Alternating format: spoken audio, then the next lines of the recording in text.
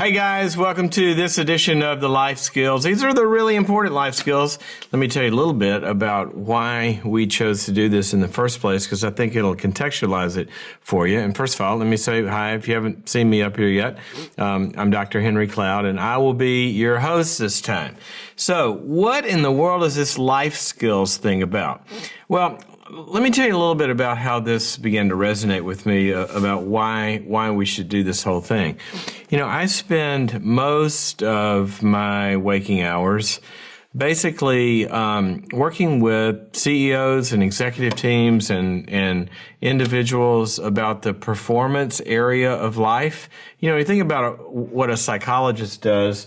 Basically, we deal in what I call the three big areas: the clinical area, the relationship area, and the performance area of life. And you know, the clinical is how you feel, and depression and addictions and all that. Relationships is relationships of all kinds. But the performance area is when we actually take our gifts and our talents and our abilities, and we have this desire, and where we want to take that and reach a goal with it to make sure it has some sort of real fruit at the end of the day.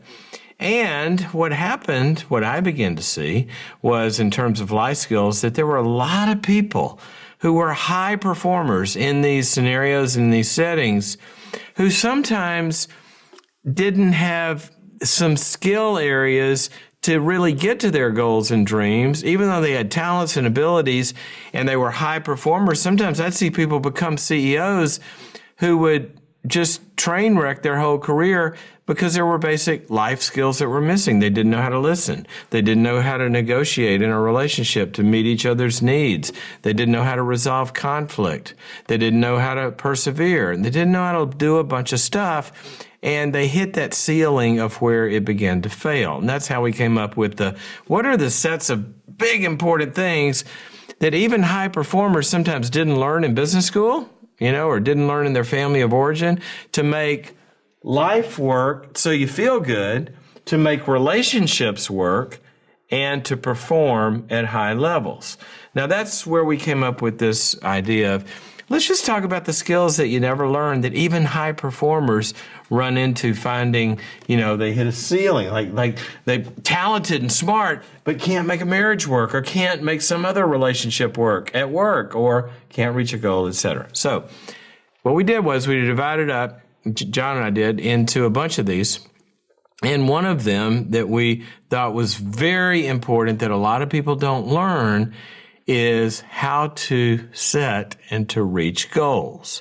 Now, that may sound simplistic on the face value of it, because how do you set and reach a goal? Well, you set a goal and you go out there and reach it, right? Well, how many of you have ever done that or tried that? And what you found is you might have discovered that as you did that some of those goals never really happened.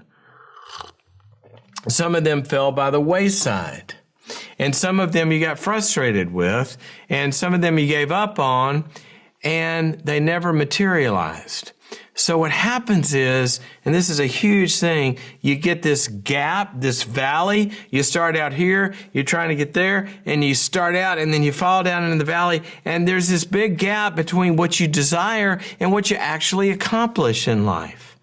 And one of the things we know, one of my favorite proverbs is this. It says, a desire accomplished is sweet to the soul. In fact, it says it even becomes a tree of life. When you reach goals, it's amazing. And if you've got an outline, it says, why are goals important? We're kind of hopping in there now. One of the things that goals do is the reaching of goals and the journey of moving towards a goal, two different things, the reaching and the journey towards, they actually change your brain chemistry.